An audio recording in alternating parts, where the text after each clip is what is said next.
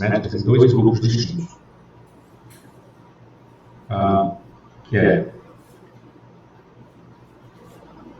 seleção adversa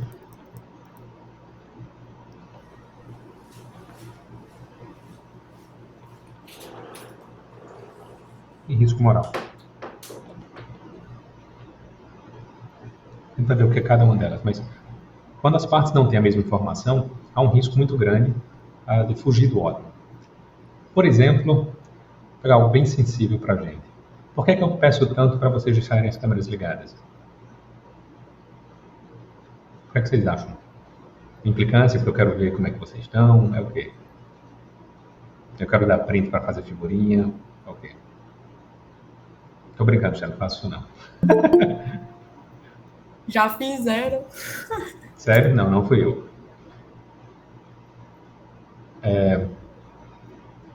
Para reduzir a simetria de informação. Porque como é que eu posso saber exatamente, Alexia, a expressão facial de dúvida ou de compreensão ajuda muito. Mesmo que vocês não falem, mesmo com o microfone fechado, eu posso ter informações, posso colher informações de outras formas. Então, a ideia da câmera aberta é para reduzir a simetria de informação. Ou seja, mais um estímulo, mais um motivo para vocês ligarem todas as câmeras aí. Mas, dito isso, o que seria esses dois grupos aí, de seleção adversa e risco moral? Vamos lá, primeiro para seleção adversa. E aí eu vou contar um pouco da história de como surgiu essa ideia, essa área. Seleção adversa.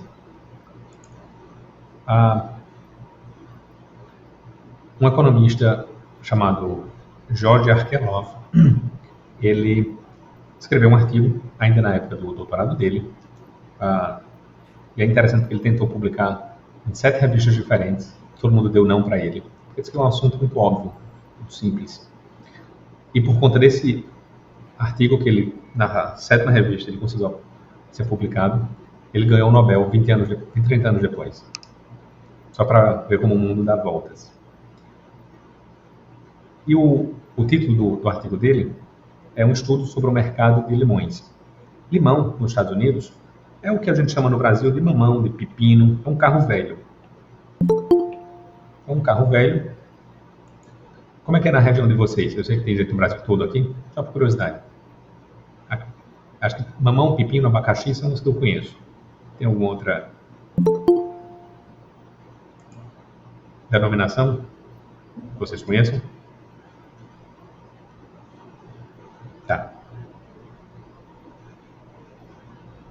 Então vamos imaginar que tem lá o que ele chama de limão.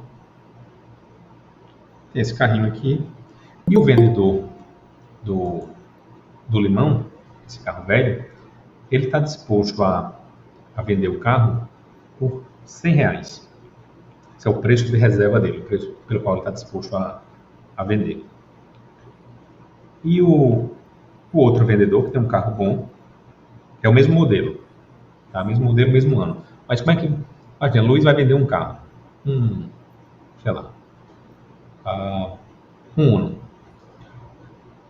E é um carro usado, tem 5 anos de uso. Esse carro está bom ou não? Eu não tenho como saber. Ele que sabe, ele que tem as informações. E aí, se o carro está bom, ele está disposto a vender por 200.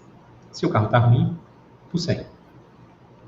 O vendedor, no caso Luiz, ele sabe as revisões que fez, os acidentes que ocorreram, ele tem as informações. O comprador, que é Pietro, ele não tem essas informações.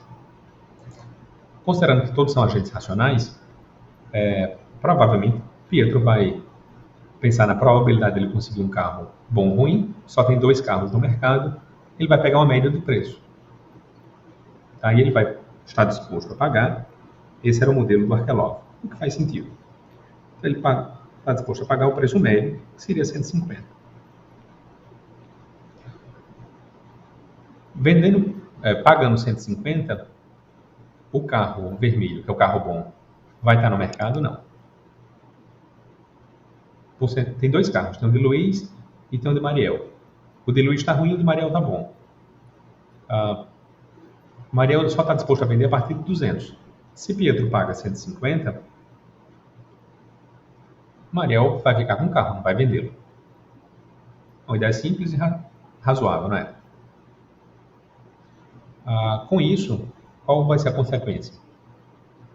Os carros bons vão sair do mercado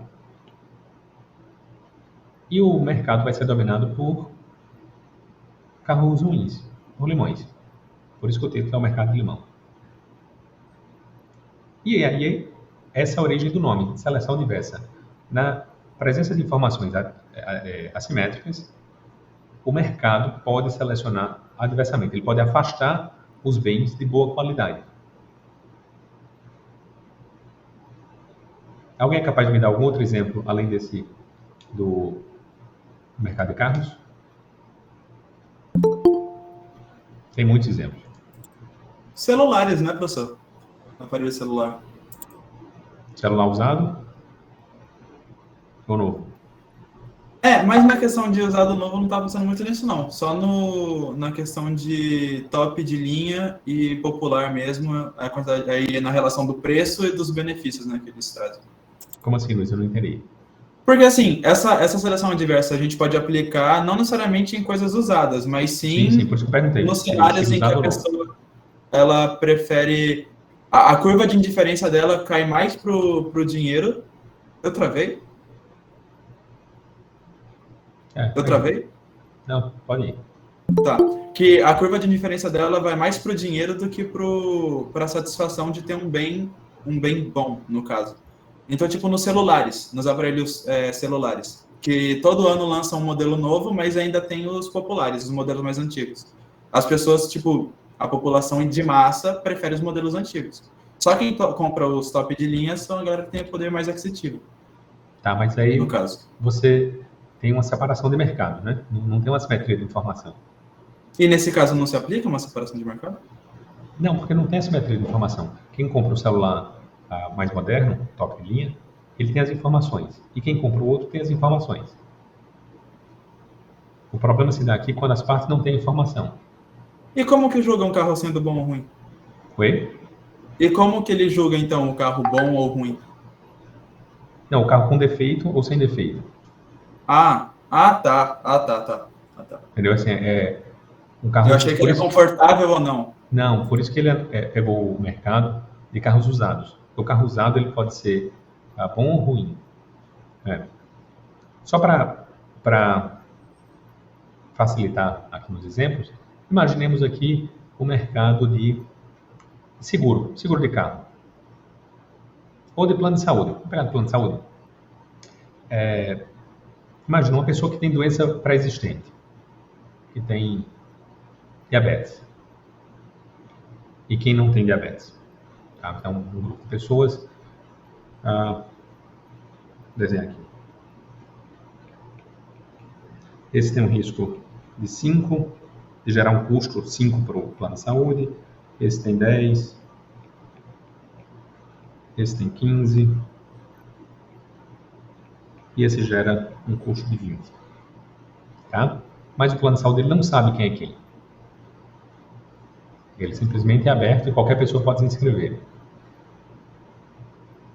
Provavelmente, se forem só essas 4 pessoas, o plano de saúde iria cobrar um valor, mais ou menos o valor médio, né? 12,5. Se ele cobra 12,5, as pessoas que dão menos custos,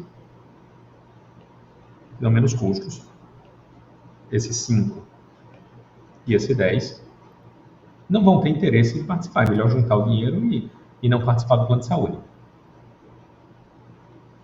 Não é? Do mesmo jeito do seguro de carro. A gente está aqui no modelo onde todas as pessoas são plenamente racionais. Eu sei que na prática as pessoas podem ponderar o risco de modo diferente. Mas a gente está no modelo, na forma simplificada de ver. Tá? Então, se nessa forma simplificada o preço é 12,5 e as pessoas são racionais, os clientes que têm menos risco, eles não vão querer o seguro. E aí vão sair. E aí vão ficar só esses dois. E aí o preço vai subir. O preço, ao invés de ser 12,5, passaria a ser 17,5. E aí o 15 vai sair. Ou seja, o mercado se acaba. A ideia da seleção adversa é que sem as informações certas, sem ter uma fluidez de informações, o mercado afasta os bons produtos. Faz sentido? O professor, tipo, seria comprar uma casa que tá com algum problema de tipo inseto, tá ligado? Não, como é, Pedro? Tipo, comprar uma casa que tá com um problema, um enxame, assim, de insetos, mas, tipo, não é visível, tá ligado? Ou então tá com cupim, sei lá, uma coisa assim, não é visível. E aí as partes não têm a mesma informação. Não, o proprietário tem, mas o comprador não tem. Isso. Se a gente só tivesse dois tipos de casa, casas com problemas e casas sem problemas, para simplificar, e o comprador não tivesse como diferenciar, não tivesse como ter essas informação para complementar, esse tipo de mercado iria afastar as casas boas. Porque essa casa com problemas de inseto, por exemplo, de cupim, o preço que o vendedor estaria disposto a vender é menor, não é? E o apartamento, a casa que está bem conservada, ele ia querer mais. Não é esse o raciocínio, Pedro? Isso, é esse o raciocínio. Perfeito. Então, esse é um problema do mercado com a simetria de informação. É um problema anterior, antes da negociação, antes do contrato. E como é que a gente... Imagina, Lara, você entende de carro? Não muito. Oi? Não muito. Tá, se você fosse comprar o carro de Luiz, o que é que você faria? Eu pagaria. No caso Oi? Eu pagaria, eu olharia as informações. Mas você chegaria lá e ele diria, o carro está perfeito, nem se preocupe, o carro está bom. Você não entende o suficiente de mecânica. Ia fazer o quê? Ia confiar nele, porque ele ia dizer, eu garanto? Não. E faria o quê? Ia consultar algum especialista. Ótimo. Chamaria aqui um mecânico que iria lhe passar as informações. Não é isso? Esse fenômeno, essa atividade se chama screening.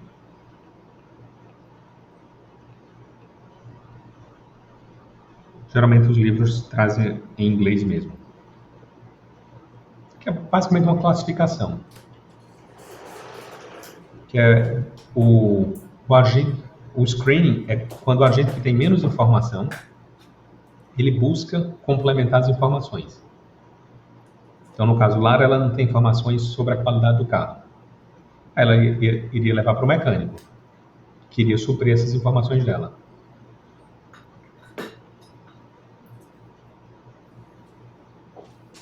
Faz sentido? Tá. Só existe essa forma de a gente suprir a informação?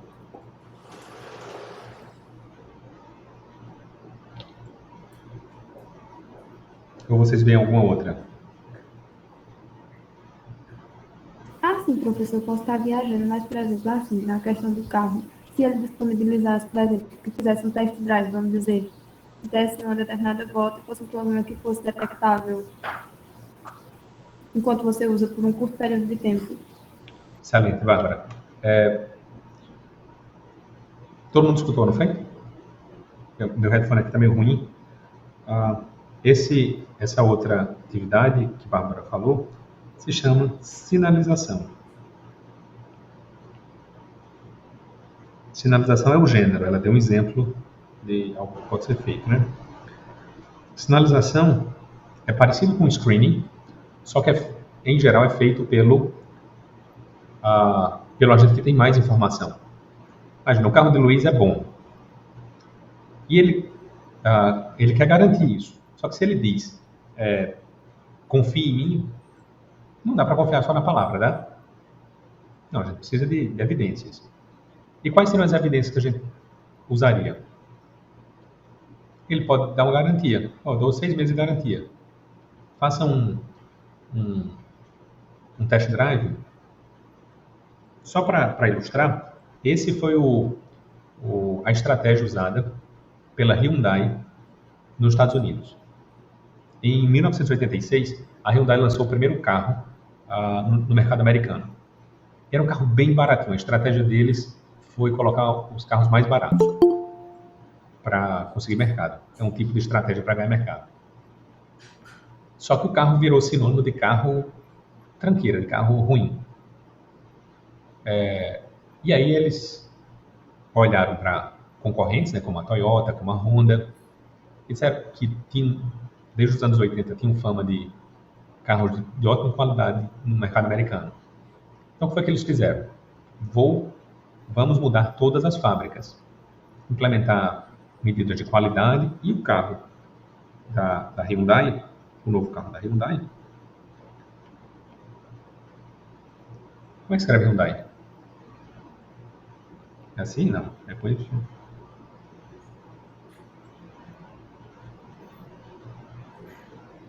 É assim? Boa. Acho que é esse mesmo, Pedro. Obrigado.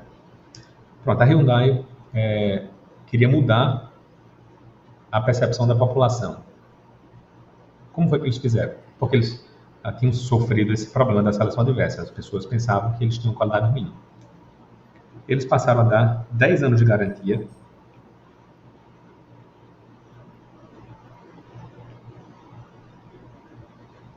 pro carro novo. Porque eles sabiam que a qualidade do carro era bom. Então eles se utilizaram dessa mensagem para o mercado para garantir, para assegurar, para sinalizar que o carro era bom. Então as pessoas não passaram a comprar o carro por conta da garantia. Passaram a comprar porque passaram a considerar o carro como sendo de qualidade. Alguém pode me dar mais algum exemplo de sinalização, além desse que a Bárbara disse do test drive? Professor, Oi? eu não sei se entra nessa mesma categoria, mas, por exemplo, existem alguns comerciais que eles usam uma espécie de, vamos dizer assim, de sensacionalismo, onde eles pegam, por exemplo, um objeto frágil e aí eles mostram que esse objeto ele não quebra, sei lá, se você der uma marretada nele, jogar na água e coisas desse tipo. Então, não sei se encaixa nesse tipo de categoria. A propaganda, Pedro, não é uma sinalização, porque são eles afirmando, né? Então é a mesma coisa que... Oi? Devolver o produto, por exemplo, se o consumidor não gostou, enquadra nesse tipo de sinalização que você está falando? Pode ser.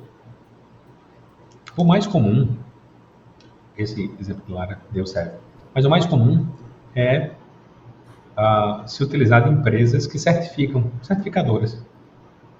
Daquele ISO não sei quanto, certificado por uma instituição que faz só isso. É importante separar aqui, porque existem requisitos que são obrigatórios e tem requisitos que são facultativos, né? O que é obrigatório pela legislação não é sinalização. Por exemplo, para um hospital funcionar, ele precisa da autorização da Anvisa. Então, a certificação da Anvisa é uma sinalização? Não, é uma sinalização só que cumpriu os requisitos legais.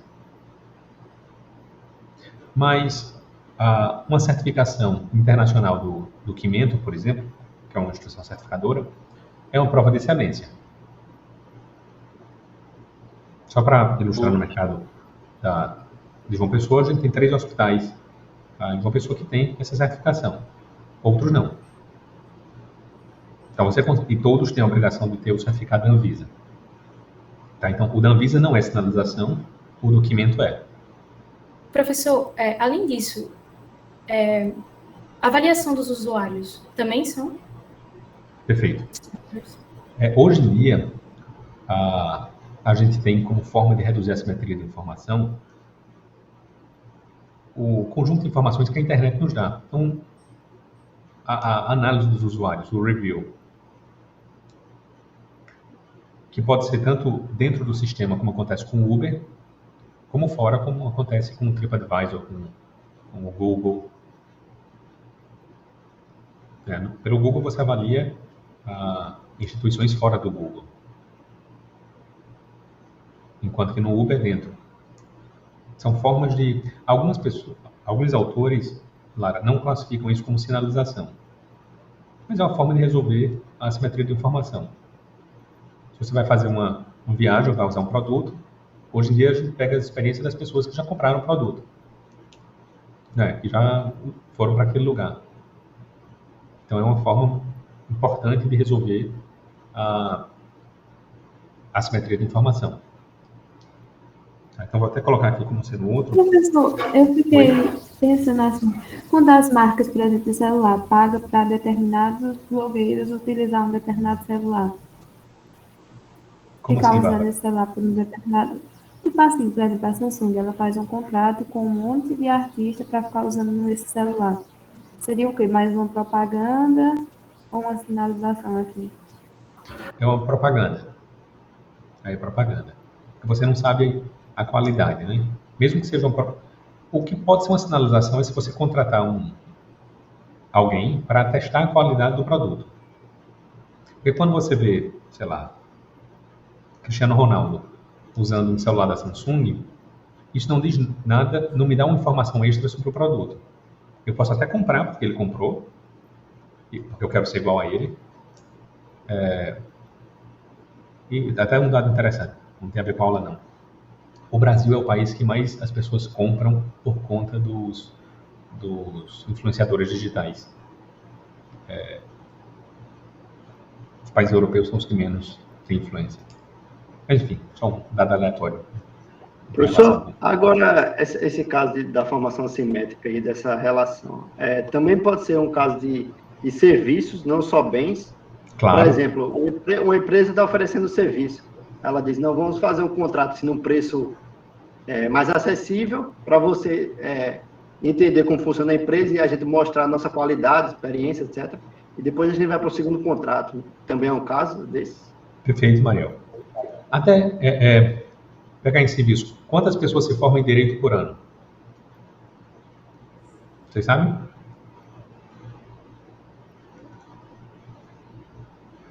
No Brasil, professor? No Brasil.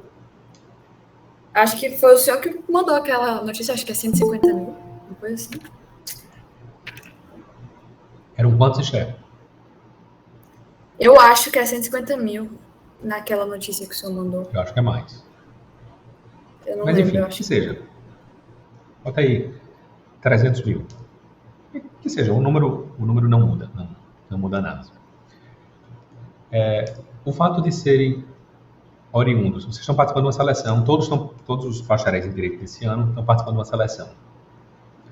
Ou seja, o selecionador de currículos ele não tem condições de olhar todos. O fato de a gente estar fazendo a seleção só aqui na Paraíba, tá? Aqui na Paraíba deve ter uns 5 mil, pelo menos, bacharéis por ano, né?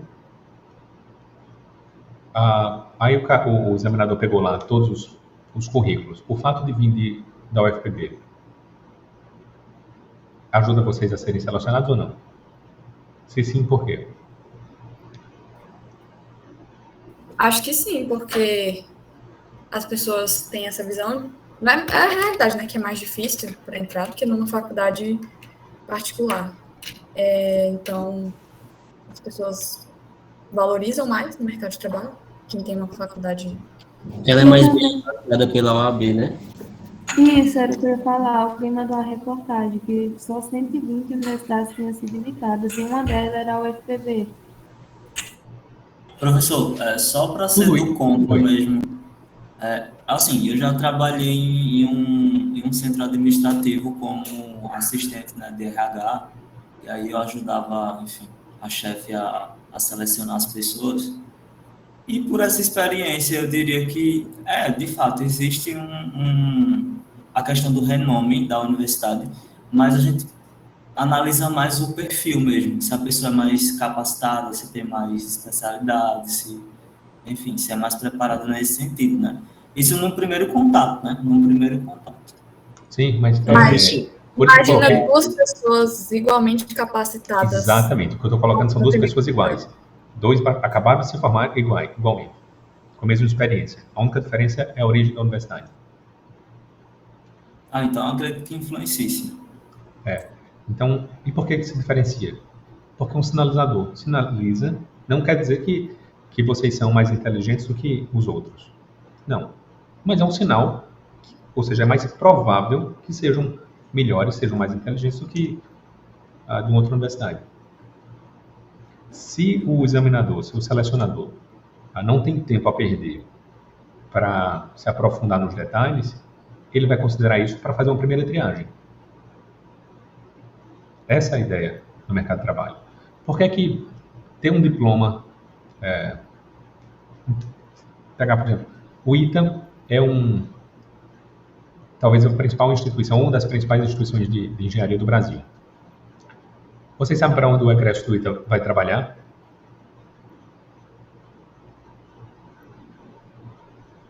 Mercado financeiro? 70% trabalha no mercado financeiro. Eles se qualificam para alguma coisa no mercado financeiro, no curso do ITA? Não. Por que é que eles são selecionados? Sinalização do mercado.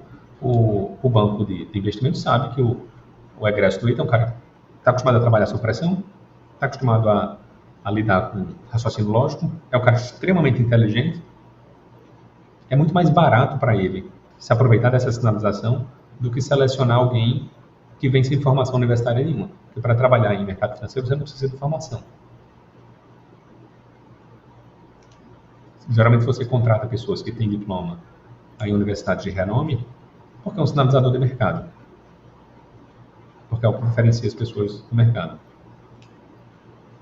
Então isso serve para serviços, Ariel, serve para bens, para qualquer coisa. Pegar um outro caso muito comum. Em geral, no serviço público, café é muito ruim. É péssimo o café. E é péssimo porque o tipo de contratação, por licitação, geralmente o menor preço, e aí você não tem como separar o joio do trigo, o café bom do café ruim. Até teve uma tentativa, numa licitação do Ministério da Economia, há uns 10 anos, onde se colocou a exigência do selo da ABIC, Associação Brasileira da Indústria do Café. Quando chegou no TCU, eles implicaram porque diriam que isso ia restringir a concorrência. Besteira, porque provavelmente os ministros não tomam café dessa qualidade para saber que faz diferença. Mas a ideia do Ministério da Economia, na época era o Ministério da Fazenda, quando fez essa licitação, era se utilizar de uma sinalização desse selo. O TCU foi implicando porque era um selo de uma associação privada. Mas isso teria outra solução mais simples, né? Que era para você fazer parte dessa associação, você tem que cumprir uma série de requisitos. Então, poderia ser da licitação, quem tivesse o selo ou cumprisse os requisitos. Resolveria. Então, tranquila a questão da informação assimétrica? Tranquilo, pessoal? Sim, professor. Só com relação à seleção adversa. A seleção adversa afasta empresas, afasta produtos bons, ficam só os produtos ruins. E a gente tem essas 3 formas aqui de solucionar: screening, sinalização e os reviews, que é o modelo mais comum hoje em dia. Você pode só recapitular a diferença de screening para sinalização? Claro. Sabrina, o que é screening?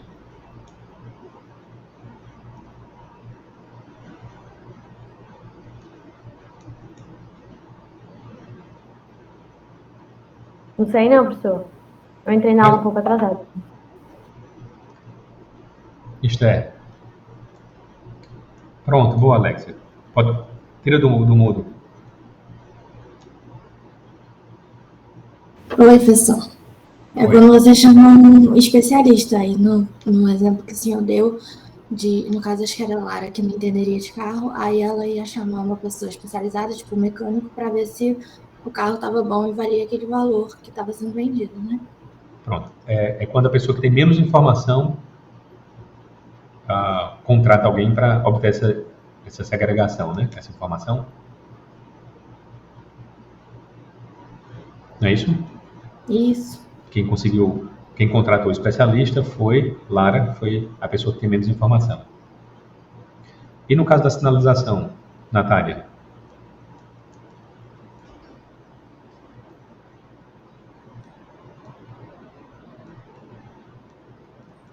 Professor, eu acho que a internet de Natália está com instabilidade, que ela já saiu e entrou algumas vezes.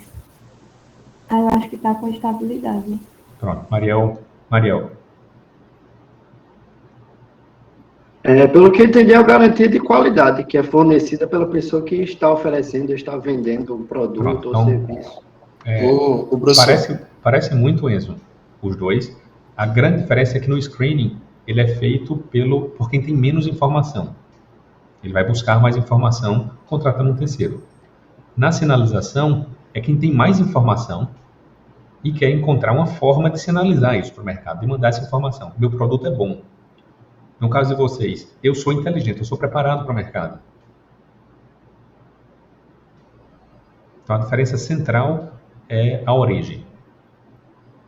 Na sinalização, ela pode ser tanto feita pelo próprio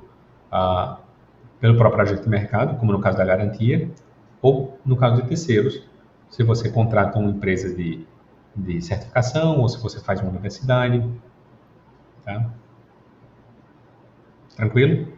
E no caso do review, Tranquilo, professor. é algo mais moderno, que é também para solucionar esse problema de informação assimétrica, que é feito pelos usuários. Então, o próprio mercado soluciona isso. Tranquilo? Professor, o senhor poderia falar a diferença desse risco adverso do risco moral? Porque eu não entendi muito essa diferença. Não, eu não cheguei no risco moral ainda não. Agora. Tá. Então vamos lá, risco moral. Alguém quer arriscar? O que seria? Quando coloca em risco a vida de outra pessoa, essa falta de informação? Eu arriscaria que seria a reputação. Por exemplo, se a Hyundai faz a sinalização de um produto e o produto ele não se mostra com a qualidade que deveria ter, é um risco da moral da empresa ser prejudicada, ações, etc. Não. É uma questão de investimento também, né? Investimento de alto risco, de baixo risco. Seria isso. Mudar o seu comportamento diante da... Boa, Lara. É uma mudança do comportamento posterior. Imagina, eu contrato Pietro para me dar aula de violão.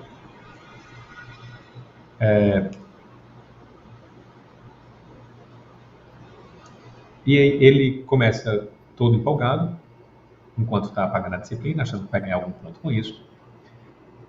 E eu, pela primeira aula, fico impressionado e contrato logo por um ano. Aí faço o pagamento de um ano inteiro. Aí acabou a disciplina, passou com nota boa, e aí ele, rapaz, não vou perder meu tempo, já recebi o dinheiro, inclusive, eu vou continuar me dedicando tanto assim? Ou nada. E aí começa a faltar as aulas, eu começo a não dar atenção. Esse tipo de comportamento, Bradson, não tenho como prever antes? Não. Eu tenho como controlar? Não. Então, o problema do risco moral é sobre o comportamento posterior do outro agente contratado. Por exemplo... Isso seria o caso do professor Andu? Isso seria o caso de quando a gente assina o pacote de internet sem, tipo, saber, por exemplo, assinar a Vivo, a Claro, aí a gente acha que é bom, mas tipo, a gente não tem como testar antes. E faz um contrato de 1 ano e não pode quebrar o contrato e ficar com a internet ruim. Poderia ser um risco moral? Sim, é uma situação parecida com risco moral. Por exemplo, eles prometem, Sabrina, internet, 200 MB de internet ininterrupta, e dizem que nunca dão problema. Pois é, eles sempre entregam menos megas do que entregam. Você tem como controlar isso? Não. É o comportamento Liga, mas não do outro. resolve, né? Fala. Oi? Não resolve, é o que tá acontecendo comigo. Eu tô, tipo, quase uma semana sem internet, tô usando do vizinho. Sim, é um problema sério. Então, o risco moral é o comportamento posterior do contratado, ou seja, da outra parte.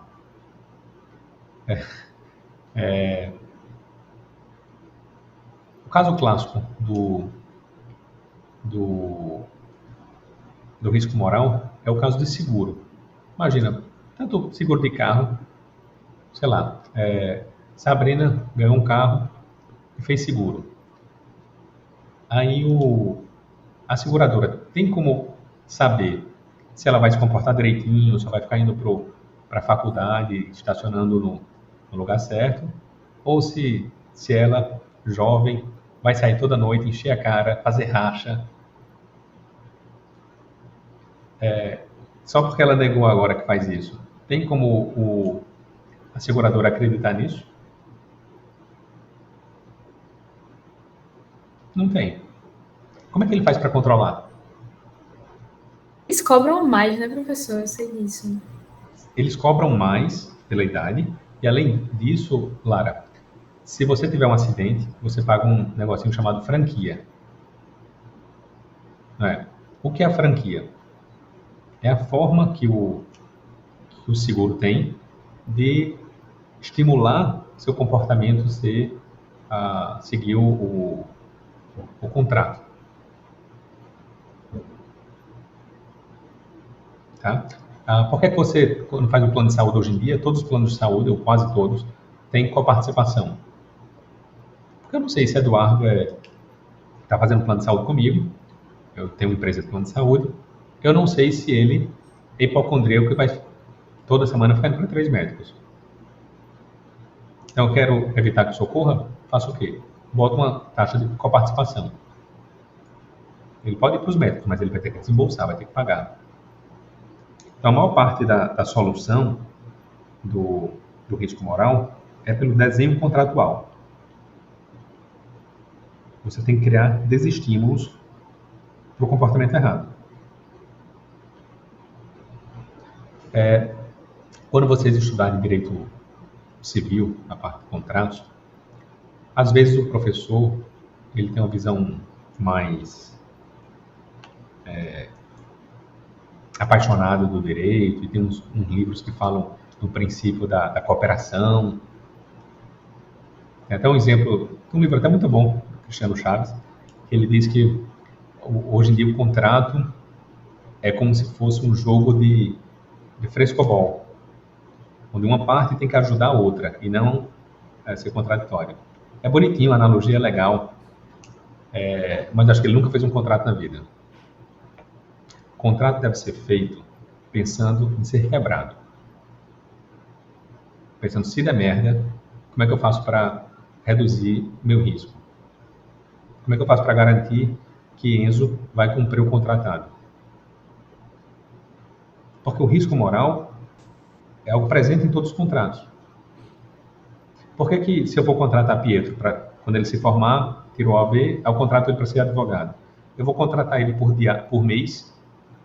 Pietro, todo mês, enquanto tiver essa ação, eu vou te pagar R$1.000. Alguém já viu esse tipo de contrato?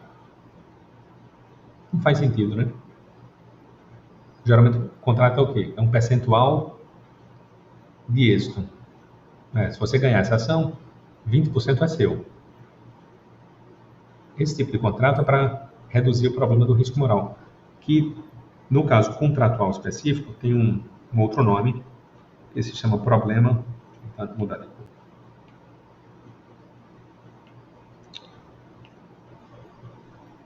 Problema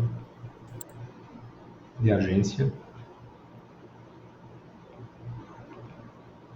ou problema do agente principal. Professor, uma dúvida.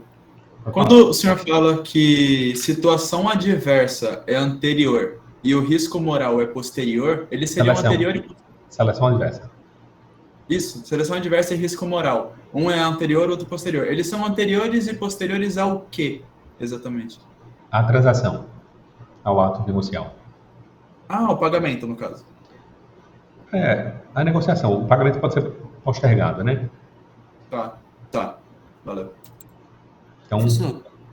Oi, Vitor. Pode falar, professor. Depois eu falo. Desculpa, não ouvi. Pode falar, depois eu falo. Não, diga. A multa rescisória de um jogador de futebol para ele sair de um clube é um desenho contratual? Perfeito. Perfeito, Vitor. Imagina, você foi contratado para jogar... Torce para que time, Vitor? Pro 13, professor. O 13? Na primeira divisão não tem nenhum, não? Tô brincando. O São Paulo. Não, peraí também, não tem anda não. Pronto, você foi contratado para jogar no São Paulo. Ou no 13, vamos lá.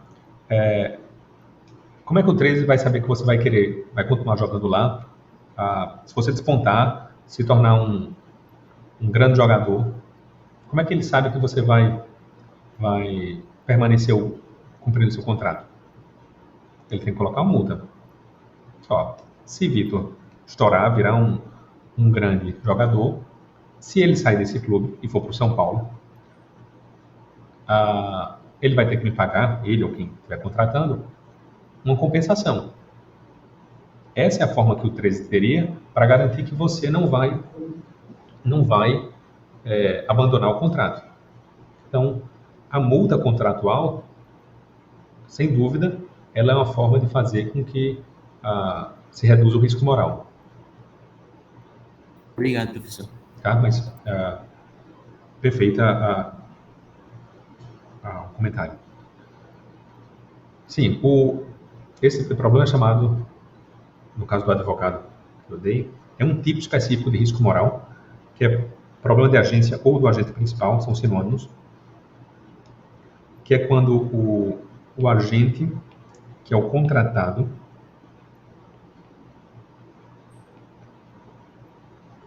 tem interesses distintos do principal, que é o contratante. Há um conflito de interesse.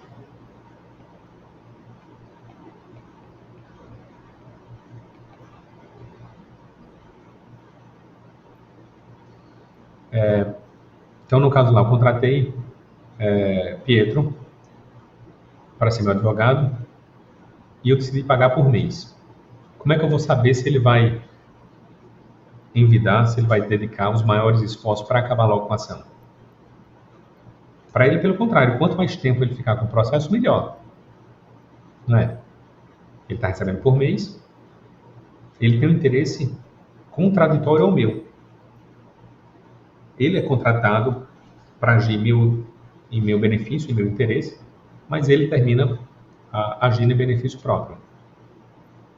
Então, esse é o problema do agente principal, e a forma de solução é pelo desenho contratual. No caso do contrato de advocacia, você paga um percentual do êxito. No caso, por exemplo, de construção, você paga por empreitada. Quem já passou por alguma construção ou reforma sabe que é extremamente complicado você pagar para os pedreiros por diária, porque eles vão demorar mais por interesse próprio. Certo? Faz sentido?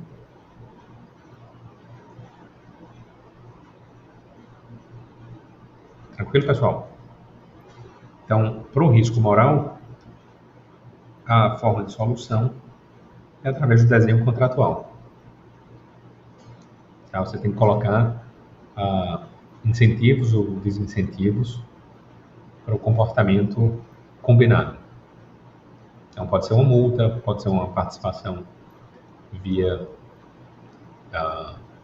com a franquia, como a coparticipação do pagamento Isso vale para tudo.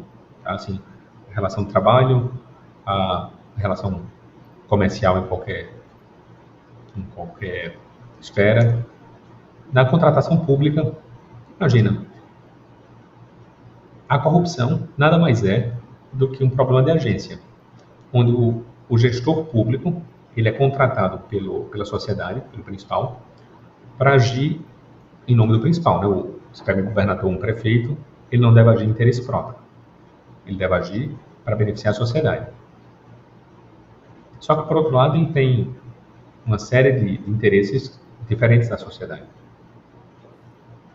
Então, o princípio da legalidade, que vocês vão ver no direito administrativo de modo bastante importante, ele serve exatamente para garantir ou para melhorar o tipo de comportamento do agente. Aí alguém pode dizer, mas isso não é um desenho contratual. A lei também estabelece tipos de contrato. Esse desenho contratual aí, não entendam como um contrato tipo do direito civil. Tá? Entendam um contrato como um acordo de vontades. No sentido amplo. Tá? Pode ser regrado por uma lei, pode ser regrado por um documento escrito. Tá? Por exemplo, isso serve tudo para relações de amizade, relações amorosas. Você começa um namoro, casa, o que seja, você tem uma série de comportamentos que você espera da sua contraparte. Né? De preferência que seja combinado pelas duas partes. Se o outro age... Imagina, pegar não sei hoje em dia, mas antigamente, nos contratos de relacionamento, a exclusividade costumava ser uma cláusula comum. Hoje em dia, eu não sei. Se uma das partes decide não cumprir essa cláusula, você tem como controlar isso? Não. E como é que você faz?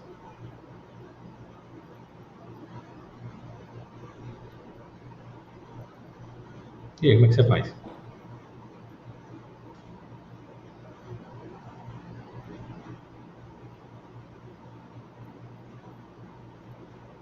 O senhor pode repetir a pergunta? A internet travou. Escolhe uma pessoa boa e tosse, Pedro? E reza? Boa, Natália. Bárbara, eu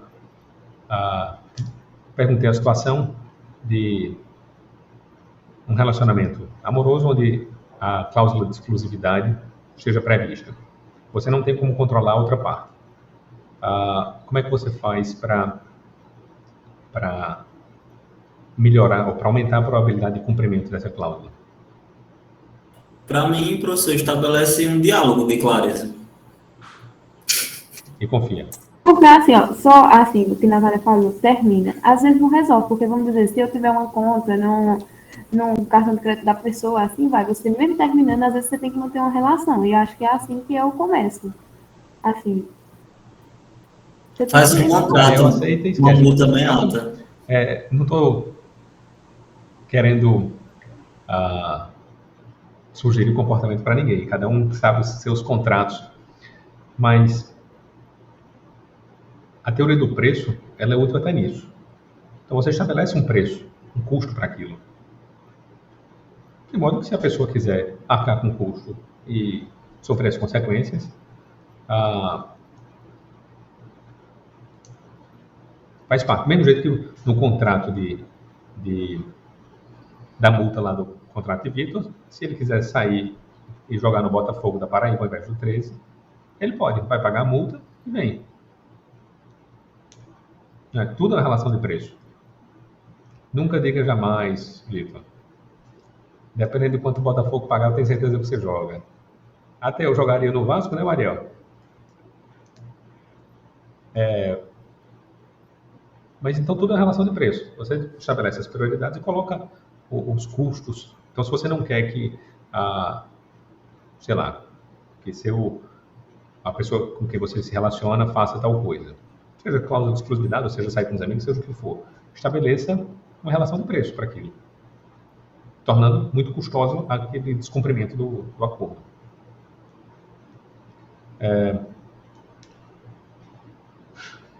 Ser corno não dói tanto para judicializar. Não, mas não precisa judicializar não, Dé. Eu acredito muito na resolução extrajudicial das coisas. Então, você pode estabelecer preços, estabelecer relações de custo e criar os incentivos certos. Na relação contratual, como é que você faz para fazer com que o seu contratado, o seu empregado, imagina, a Mariel abriu uma empresa um escritório de advocacia e contratou Pietro para trabalhar, ser empregado dele. Como é que ele vai saber que Pietro vai trabalhar bem? Não tem como. Pietro, tem gente que faz essas bobagens. Mas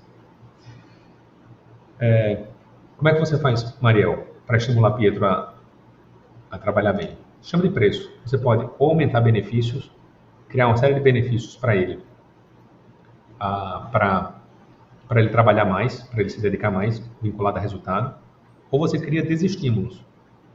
Podem ser financeiros ou não financeiros. Às vezes os não financeiros têm até resultados melhores, dependendo do nível de renda do seu contratado. Então, é importante a gente entender que a gente não tem como supor, pode ser uma bonificação por vendas, é uma hipótese, Pedro. Ou pode ser uma fiscalização excessiva, você, dependendo da função da pessoa, fiscalizar o empregado, ter câmaras de fiscalização, pode ser uma forma ou seja, pela sanção, pela punição, pelo risco da demissão, pode fazer com que ele trabalhe melhor. Tá? Então, o risco moral, para você controlar o comportamento do agente, é tudo no desenho contratual. Então, você pode criar tudo no desenho contratual pensando nas cláusulas.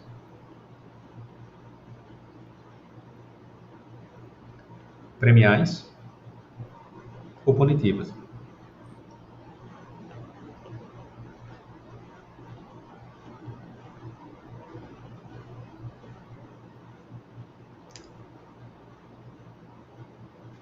Isso serve para todas as relações. E aí vocês vão ver isso em todas as áreas do direito. Tá? Talvez a que seja mais sensível é a relação do consumo, direito civil, mas em todas as áreas. Né? Direito tributário, você vai ver o cumprimento ou não de obrigações tributárias, tanto principais como acessórias, são ligadas a... O ente público não tem como saber se os particulares vão cumprir as obrigações tributárias. Então, para isso, ele tem que criar um desenho para garantir o adimplemento. Tranquilo a questão de risco moral? Professor, então a relação entre a faculdade e os alunos é meio que um contrato, assim, né? Tipo, estabelecer nota, média. Da faculdade como um todo, Bárbara? Assim, do sistema da faculdade, de tipo, você fazer prova, de colocar uma determinada média para que você consiga, não seria tipo isso? Sem dúvida, é uma relação contratual, no sentido amplo, mesmo que seja na universidade pública, tanto particular como universidade pública, é uma relação contratual, onde as duas partes têm estímulos e desestímulos. Lembram que no primeiro dia de aula eu comentei com relação a fila, a cola, colar, copiar do outro. Estão lembrados disso? Que eu ressaltei que de onde eu venho o modelo é bem rígido e que a ideia é se pegar Pedro tirando onda de doido, e que se eu pegasse alguém com trabalhos iguais, tendo copiado do outro, eu iria mandar, já que não caberia a mim, eu iria mandar para a direção com um pedido de expulsão. Mas foi a direção que fazia isso. O que foi que eu fiz? Há um risco moral nessa relação, não tem? Eu não tenho como saber o comportamento de vocês. Coloquei uma cláusula punitiva, extremamente severa, para evitar ou para desestimular esse tipo de comportamento. Por que 20% da nota está ligado à participação?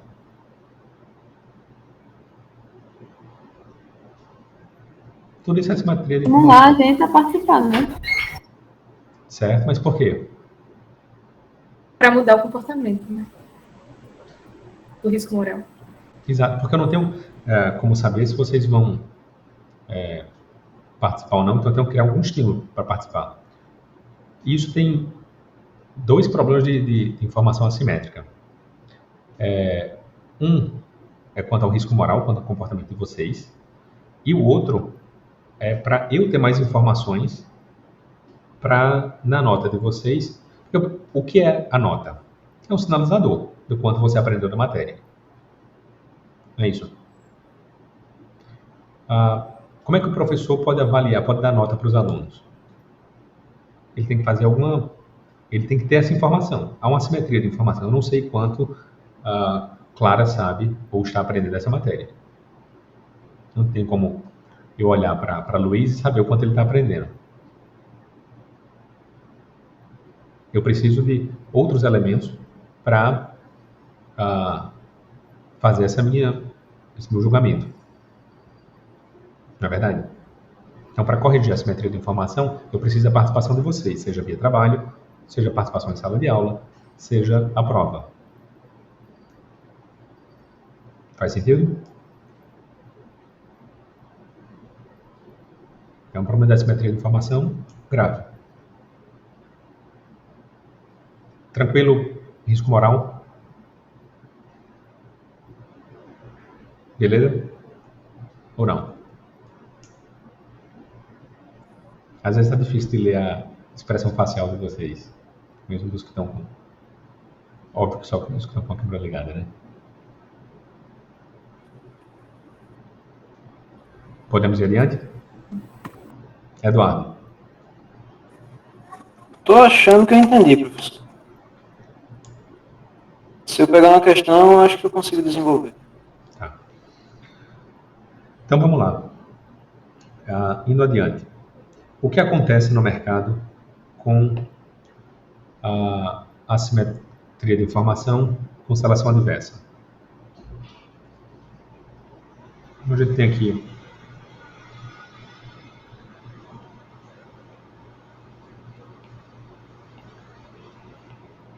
essa curva aqui é de quê? De oferta ou demanda?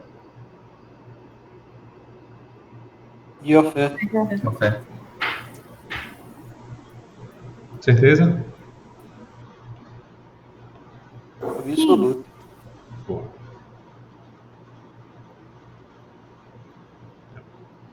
Essa é a curva do mercado de concorrência perfeita.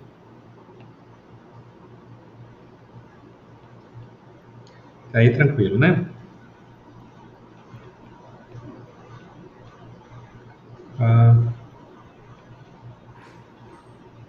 Mas são os socialmente óbvios. Na presença de seleção adversa, o que acontece?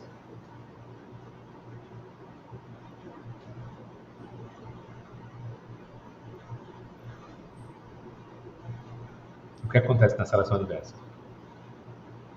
O preço cai, né, professor? Depende, né? Ou cai ou sobe.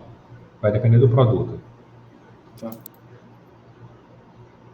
Mas a oferta diminui, não é? Também. Se a oferta diminui, ela vai para a esquerda. Ela vai afastar... Então vamos pensar, a oferta de carros bons no mercado de Limões, mercado de carros usados. Se há uma assimetria de informação, o mercado de carros bons vai ser... O preço do carro bom vai subir, não é? Do carro bom. Porque poucas pessoas vão ficar sabendo qual carro bom de verdade. Muita gente não vai querer vender. Tá? E aí nesse novo... Oi? Foi. Essa mudança é necessariamente na oferta com relação à seleção adversa? Porque, por exemplo, se eu for adquirir alguma coisa e existe essa insegurança, não poderia, por exemplo, recuar a demanda, não? Dê um exemplo.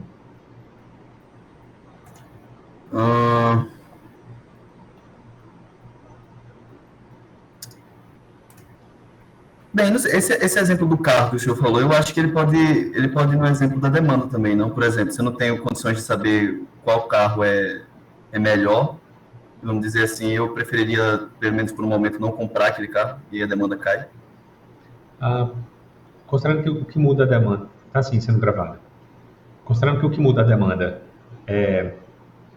são os preços dos bens substitutos, os bens correlatos, substitutos ou complementares, ou os gostos da população.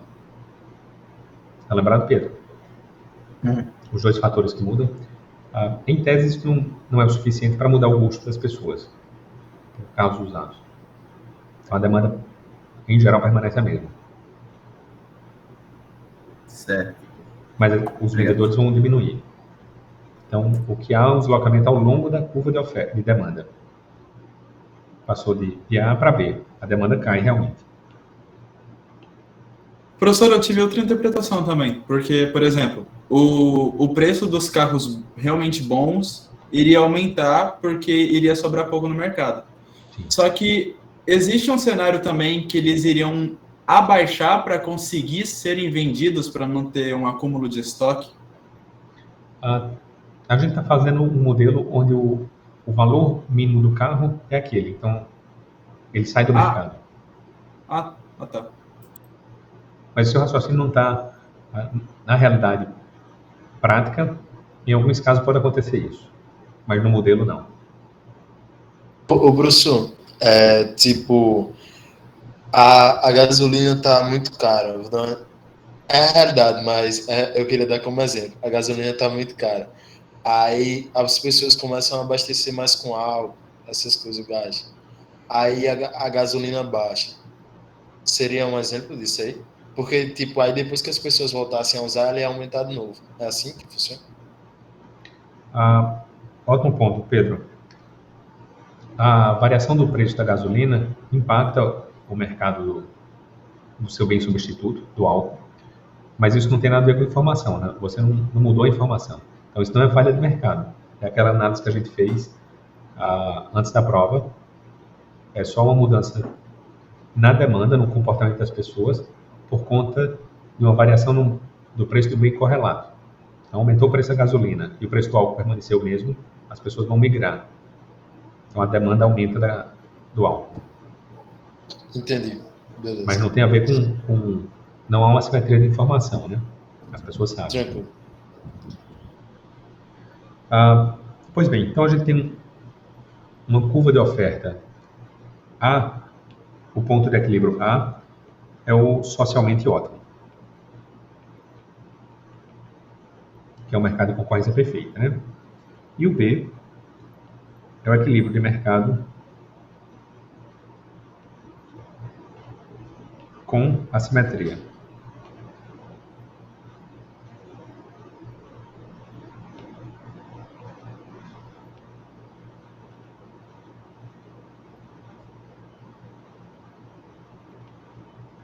Tranquilo? E qual seria o peso morto, Mariel? Rapaz, professor, se for mais ou menos um exemplo do outro modelo, seria o alongamento aqui da primeira oferta até a linha da segunda oferta, a oferta verde. A distância, mais ou menos a distância entre o Q1 e o Q2 aqui, no paralelo. Certo, você diz essa Você região prolongar. aqui? Isso. Mas não seria também o prolongamento aqui da não? Do Q aqui, ó.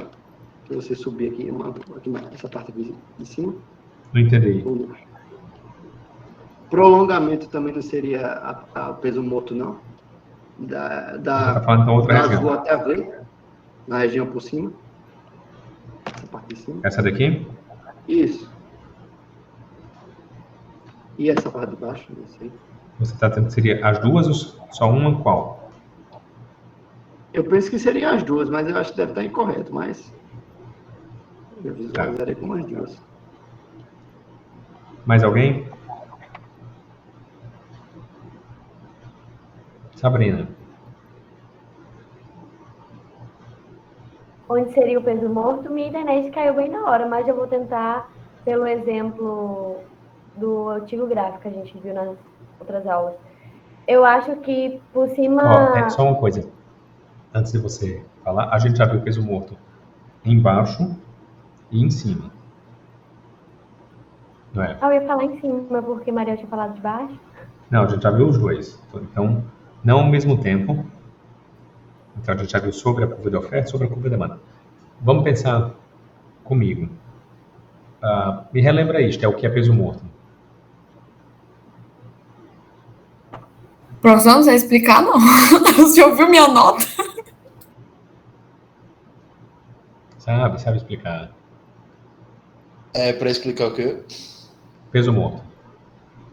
Não é quando a indústria produz em excesso ou em escassez, causando insatisfação social? Certo. Boa, Emily. É a redução da satisfação social. Então, nesse caso, Emily, qual seria essa redução? Professor, eu dei a resposta ali, mas eu não tenho certeza, não. Eu acho que seria o que Mariel falou, do prolongamento do A até o B na parte de cima. Porque ia reduzir a quantidade e aumentar o preço para a sociedade. Então, você está dizendo do Eu A acho que não é esse para cá, isso? prolongamento. Mas eu não tenho certeza. Eu só falei Porque isso. essa situação de monopólio, né, que o senhor mostrou. Tá, mas vamos lembrar. A curva de demanda, ela representa Vou pegar outra cor aqui. Professor, minha internet caiu, mas poderia me lembrar, esse gráfico está se tratando de que situação? Porque caiu bem na hora disso, só cheguei aqui e já estava o gráfico montado. Desculpa, Sabrina. Esse gráfico é sobre qual situação? Sobre qual bem, se é monopólio, é sobre o quê? Porque caiu na hora que o senhor estava gravando ou fazendo o gráfico. Tá. Não, o de azul é o mercado de concorrência perfeita e o verde é o mercado com informação assimétrica. A gente reduz a oferta, né? Então desloca a curva.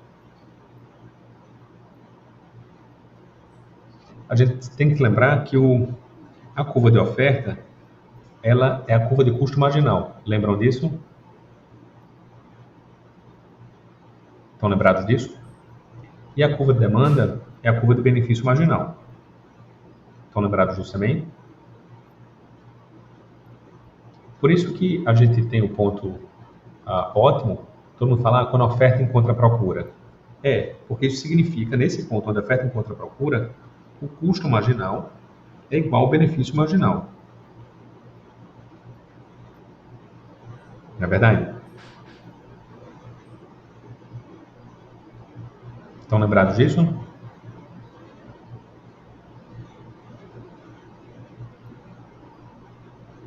Tranquilo, pessoal? Tranquilo. Tá. Então, esse é um conceito importantíssimo. A gente produz até o ponto de benefício marginal é igual ao custo marginal. Porque se o custo marginal for maior, é melhor não fazer nada. É melhor parar.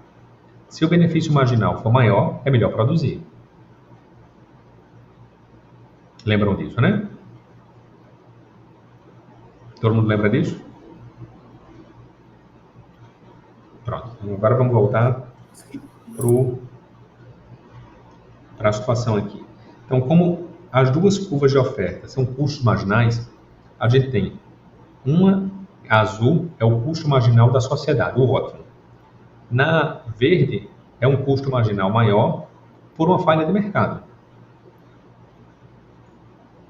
Não é? É como se fosse aquele custo marginal com externalidade. Certo? A gente tem um prejuízo aí. Professor, Oi? Tem como repetir esse conceito? Você falou que... Enfim, repetir o que você falou que a oferta é maior, enfim. Tem como repetir essa última parte? Não entendi. Quando eu disse que a produção vai ser quando o custo marginal é igual ao benefício marginal, não? Não, o que você falou imediatamente. Tá. Aí, a curva azul ela é o custo marginal das sociedades sem informação assimétrica, mercado perfeito. Não é isso? E o verde é o custo marginal com assimetria de informação. Tá? A gente tem essas duas situações. O benefício marginal é o mesmo. Não é? O benefício marginal é o mesmo? Eu escutei isso. A curva de benefício marginal, a curva de demanda. Vai ser sempre a mesma, no caso. É sempre a mesma, a gente não teve variação dela. Obrigada. Tá? Então vamos lá. No ponto B, que é o ponto com a assimetria de informação, a gente está produzindo o ponto B, não está?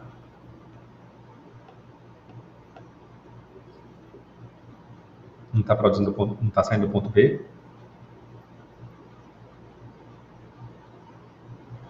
Onde é que a produção? Quando tem assimetria de informação, onde é a produção?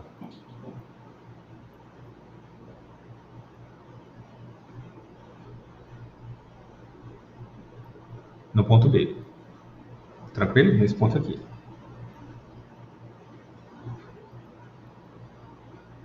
Não, Natália. A assimetria de informação é uma falha de mercado. Mas não é externalidade, não. São duas falhas diferentes. Tá. Então, quando tem assimetria de informação, a produção é no ponto B. Todo mundo na mesma página? Tudo ok? Tudo ok isso? Tá. Com essa quantidade Q', qual seria o custo social? O custo socialmente ótimo. O custo socialmente ótimo é a linha V, é a linha azul, não é? Não é a linha azul? Então a gente tem isso daqui de produção excessiva.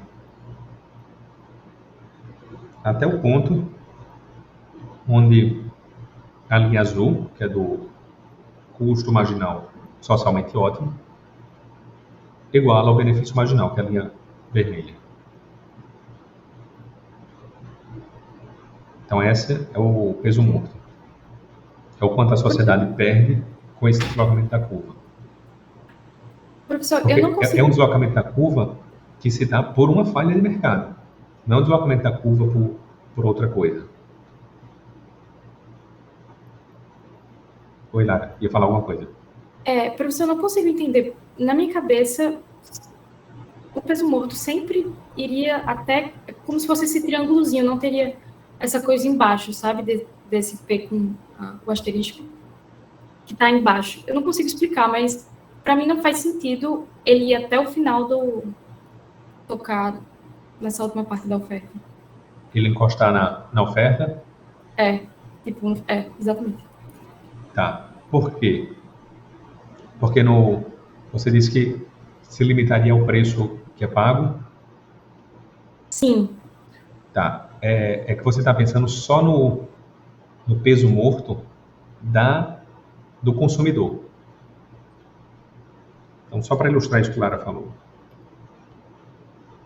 Esse triângulo aqui é o prejuízo para o consumidor. Que ou seja, o quanto ele poderia pagar, que é o P asterisco, que é o P preto, e o quanto ele pagou. E esse de baixo aqui é o peso morto para o produtor.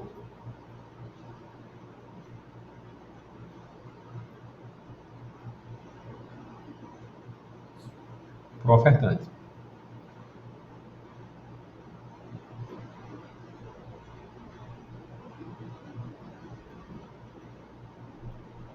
Tranquilo? Que juntos dá o peso morto geral. Então. Exato. Tá. Para a sociedade. Mas por que, professor, o peso morto, o produtor teria um peso morto? Não entendi. Porque ele vende uma quantidade maior a um preço maior. É porque ele poderia vender, o custo dele é menor do que o preço do mercado, mas ele não produziu. Então é uma produção que ele não realiza. Ele não ficou em que linha? Ele poderia aumentar a produção dele mas ele teve que manter em que linha por conta da simetria de informação.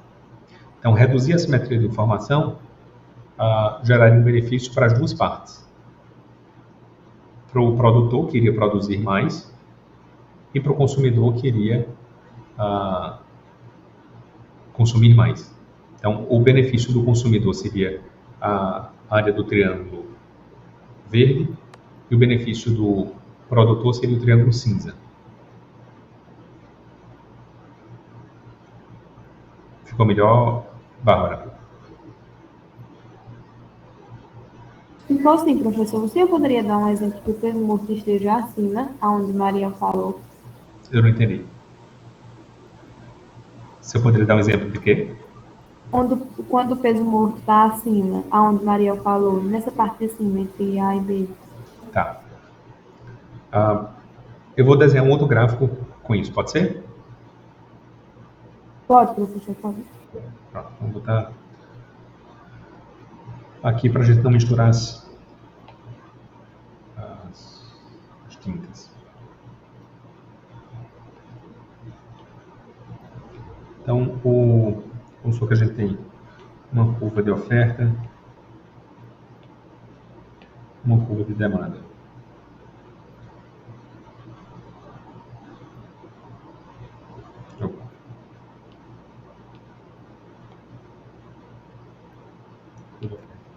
Aqui o preço, o ponto ótimo para as duas partes. E aí tudo bem, né? Tá, e aí tá tudo bem. Tá. Vamos supor que a curva de demanda tivesse um deslocamento forçado por uma assimetria por uma externalidade, por exemplo. Vocês viram isso em externalidade, que às vezes a curva de demanda pode se deslocar também. Então essa D' é uma curva de demanda com externalidade. Tá?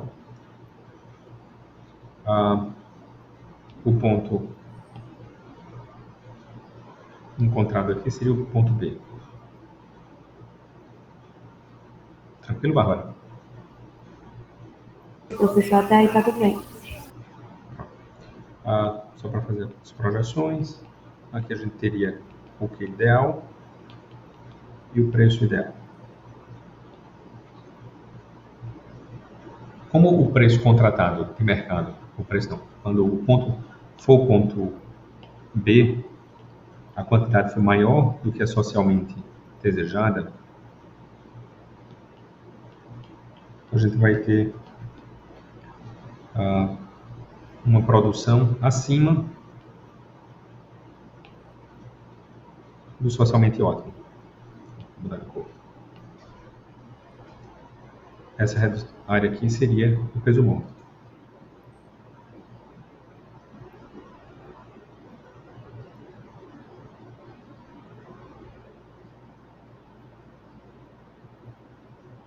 Tranquilo? Tranquilo, Porque professor, entendi. a produção foi superior ao que a sociedade desejaria. O ideal era ter produzido menos. Eu entendi agora. Obrigada, professor. Entendeu? Então, serve tanto para a oferta como para a demanda.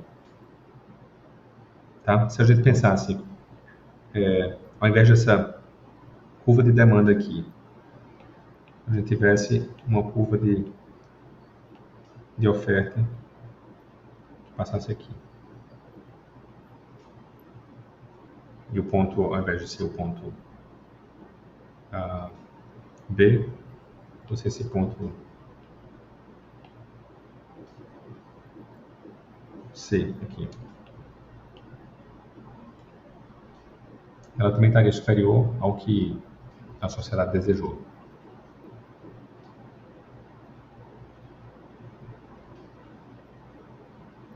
Tranquilo? Tá. Aí você deve estar se perguntando, como é que eu vou saber?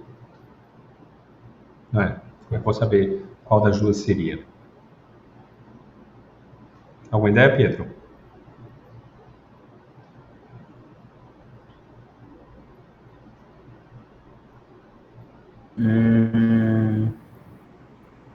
Não, professor. Então vamos lá. A gente parte sempre do equilíbrio de mercado.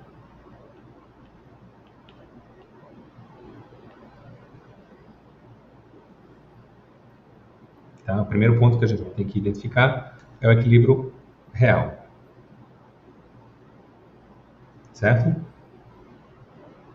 Aí o segundo ponto é comparar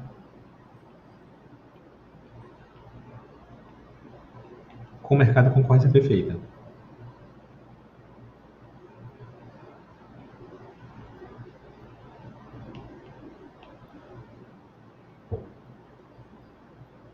E nessa comparação que você vai fazer, vai ser exatamente comparar. Nesse ponto C, eu estou produzindo menos ou mais? Nesse caso aqui no ponto C, eu estou produzindo mais. Não estou produzindo mais do que socialmente desejável? Se eu estou produzindo mais, significa que o custo marginal está maior. Vamos lá. Produzir mais.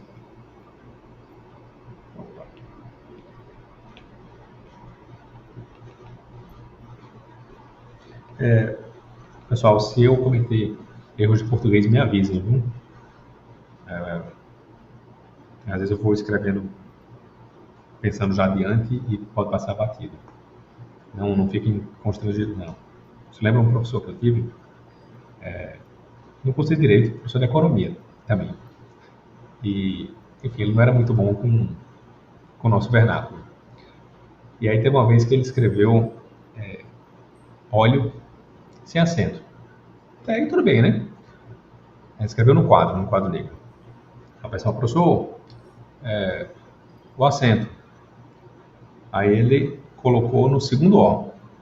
Olha, ó. Aí a pessoa, professor, não é não, professor. Aí ele colocou no E. Aí o pessoal, bota agora no L, professor. Então, assim, espero que esse tipo de coisa não aconteça comigo. Pelo menos algumas regras gramaticais eu lembro ainda, mas se eu errar na grafia, não se sintam constrangidos de falar, tá? Quem sabe eu não viro um meme desse também, como esse meu professor virou. Espero que não, mas pode acontecer. Então vamos lá. Produzir mais significa o quê? Significa que o custo marginal é maior do que o benefício marginal. Então a gente tem que encontrar essa área. Produzir menos significa que você pode aumentar a produção. E você vai aumentando a produção porque o custo marginal é crescente. Lembra, o benefício marginal é crescente ou decrescente? Não precisa nem olhar para a curva de demanda. Isso foi algo que a gente começou desde o início. O benefício marginal é crescente ou decrescente das coisas? Decrescente. Decrescente. Você ter mais de um bem sempre vai reduzindo a satisfação. Então, o benefício marginal é decrescente. E o custo marginal costuma ser crescente. Então, por isso que se você produz mais, você está num ponto onde o custo marginal é maior do que o benefício. Se você produz menos, significa que você podia avançar mais. Significa que o custo marginal é menor do que o benefício marginal.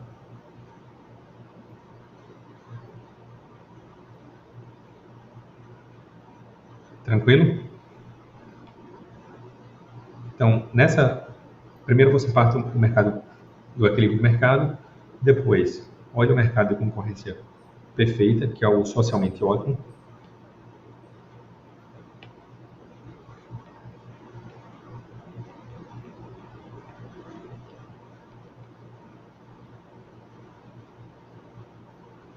Aí depois de ter essa comparação, você sabe se ele produziu mais ou menos. Se ele produziu mais, significa que o custo marginal é maior do que o benefício marginal. Se ele produziu menos, significa que o benefício marginal é maior. E aí você vai procurar a área no gráfico, tá? Fazendo essa comparação. Tranquilo?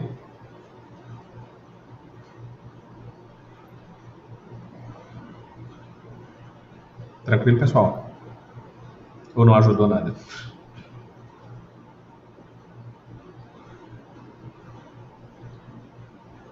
Isso ajudou a entender a encontrar o peso morto ou não? Tentem, de verdade, tentem não ver isso como um algoritmo, tá? Não é ver a sequência, porque para mim pouco importa se vocês podem apontar no gráfico ou não o peso morto. Isso não vai servir de nada na vida de vocês. O que importa é entender o conceito e entender o prejuízo que, para a sociedade, você está produzindo mais ou menos do que o socialmente ótimo. Então, é basicamente isso. Tá? Entendendo o conceito, entendendo o que significa, mesmo que não consiga visualizar no gráfico, não é o grande problema. Tá? Porque se você entender a existência do peso morto e que produzir mais ou produzir menos é benéfico ou prejudicial,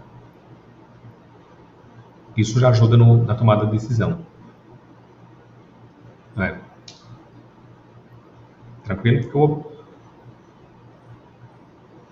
o que a gente quer sempre é voltar ao ponto benefício marginal igual ao custo marginal. Esse conceito é importante.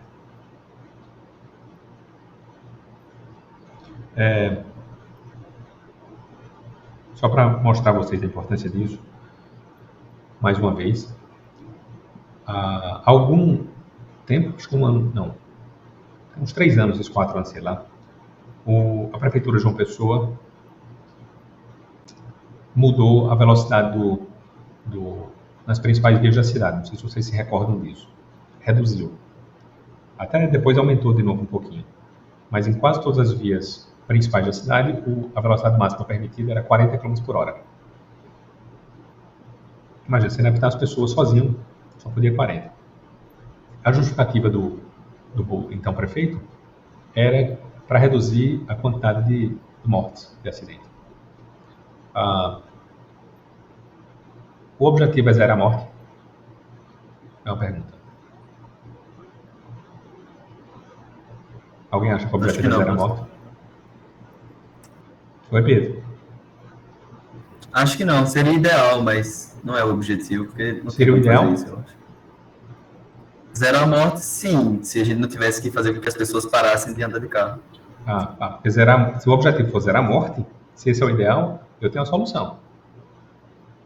No Brasil morrem cerca de 40 mil pessoas por ano de acidente automobilístico. A sociedade quer acabar com isso? Fácil demais. A gente proíbe carro. Por que a gente não faz isso? Que o benefício é maior do que o custo. Exatamente. As mortes são um custo e o benefício é o tempo que as pessoas ganham na locomoção. E isso, as suas decorrências, né? Facilita logística, tudo. Então o objetivo não é zerar a morte. Então a gente tem que chegar a um ponto onde o benefício seja equivalente ao custo. Isso vale tanto, por exemplo, extremo aí da morte. É uma pena que a gente tem pouco tempo de aula. Se fosse um ano, 2 semestres, pelo menos com 2 aulas por semana, daria para ter uma série de discussões bem interessantes. Uma delas, inclusive, é o valor da vida. O valor, quanto é que vale, quanto é que se avalia uma vida. Os juristas dizem, a vida não tem preço. Tem preço. E existem formas, inclusive, de você avaliar isso. Mas não quero fugir do tema, não. Mas só para vocês verem que se a vida não tivesse preço, se o objetivo fosse zerar, a gente tem uma solução muito fácil. Se a questão ambiental é tão importante e a gente quer acabar com a emissão de gás e tal, muito fácil. Fecha todas as estradas, proíbe carro, proíbe todas as indústrias que poluem, inclusive termoelétricas. Fácil demais de resolver. Mas outra forma, professor, não seria, por exemplo, incentivar o transporte coletivo, investindo nesse transporte coletivo, tornando ele com mais qualidade, esse tipo de coisa? Isso reduziria, mas não acaba. Não acabaria a ordem, né? O que eu estou colocando aqui, a gente tem que sempre pensar uma política que o ponto seja socialmente ótimo. Então, quando você coloca num modelo como esse, você consegue incorporar todos os benefícios e todos os custos ambientais, sociais, políticos. Quando você, tipo, Esté, você está perguntando se a administração pública calcula o valor da vida para tomar as decisões. O Brasil é um dos poucos países que não faz isso. Todos os países desenvolvidos, é preconizado inclusive pela OCDE, fazem. Existe um cálculo do valor médio de uma vida, e aí você toma a decisão com base nos números. Se eu